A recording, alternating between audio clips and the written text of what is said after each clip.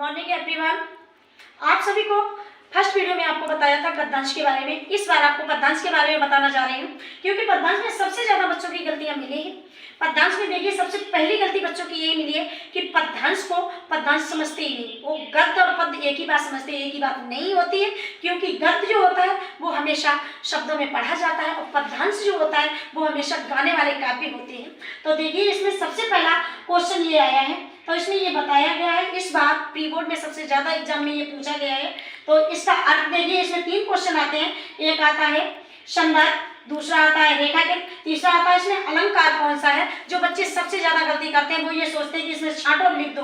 ज्यादातर बच्चे ऐसा ही करते हैं, लेकिन आपको ऐसा नहीं करना है। सबसे पहले आपको संदर्भ लिखना चाहिए। संदर्भ किसे कहते हैं? प्रस्तुत पद्यांश हमारी पाठ्य पुस्तक हिंदी के सूरदास पाठ से लिया गया है। सूरदास ने कृष्ण भगवान का वर्णन करते हुए उन्होंने देखिए क्या बताया है, कृष्ण भगवान की महिमा को कितना अच्छा बताया है और बताया उनकी कृपा जिस पर भी हो जाती है वो व्यक्ति जीवन में सफल हो जाता है। तो इसके बाद फिर आपका क्या करना है, आपको पहला शब्द और डेट डैश करके ये लास्ट वर्ड आपको लिखना है, लेकिन आपको इसे पेपर में नहीं लिखना है।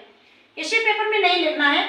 इसके बाद आप क्या करते हैं, इसके बाद आप संदर्भ लिखेंगे। संदर्भ में आपको बता ही दिया है कि संदर्भ में आपको इस तरह लिखना। और रेखांकित का अर्थ देखिए, आप पूरे का अर्थ समझ लें। रेखांकित का आपको पहले समझाती हूँ, क्योंकि आपको केवल इसका ही अर्थ इसमें लिखना है। इसमें क्या बताया, बहरो सुने गूंगे पुन बोले।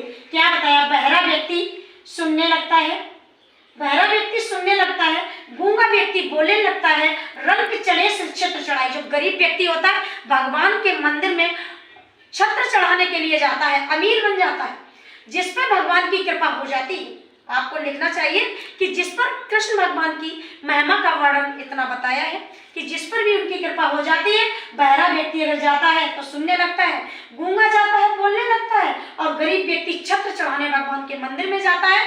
बस इतना ही इसका रेखांकित का अर्थ है, इसलिए आपको इतना लिखना चाहिए। इसके बाद आपको अलंकार पूछा गया है। इसमें अलंकार कौन सा है? अलंकार में बताया गया है चरण कमल बंधो हरिराई।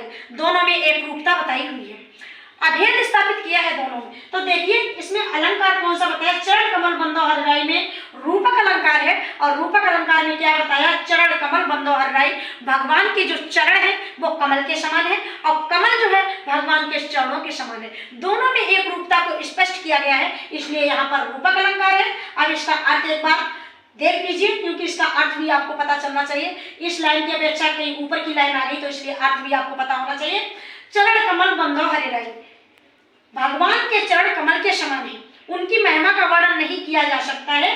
और जाकी कृपा पंगु गिरलावर, अगर कृष्ण भगवान की कृपा जिस पर भी हो जाती है, अंधे को सब कुछ दर्शाई, अंधे व्यक्ति को सब कुछ दिखाई देने लगता है। बहरा सुने, बहरा सुनने लगता है, गूंगा पुन बोले, गूंगा व्यक्ति बोलने लगता है, रंग चढ़े से छत्र चढ़ाई, और गरीब व्यक्ति छत्र चढ़ाने के लिए मंदिर में प्रवेश करता है। सूरदास करुणानायक, सूरदास ऐसे करुणानायक हैं, कहते ऐसे कृष्ण भगवान की शरण में मुझे बार बार जाना चाहिए, उनके बार बार चरणों की वंदना करना चाहिए।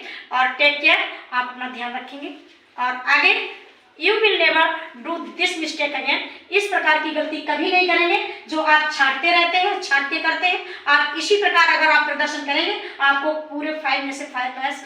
अगले जो बोर्ड के एग्जाम आ रहे हैं, मैं चाहती हूँ मेरा प्रत्येक बच्चा 5 में से 5 मार्क्स हर किसी वीडियो से देखकर पूरा प्रदर्शन करे और सारे अच्छे से अच्छे अंक प्राप्त करके अपने स्कूल का, अपने टीचरों का नाम उज्जवल भविष्य में जोड़े।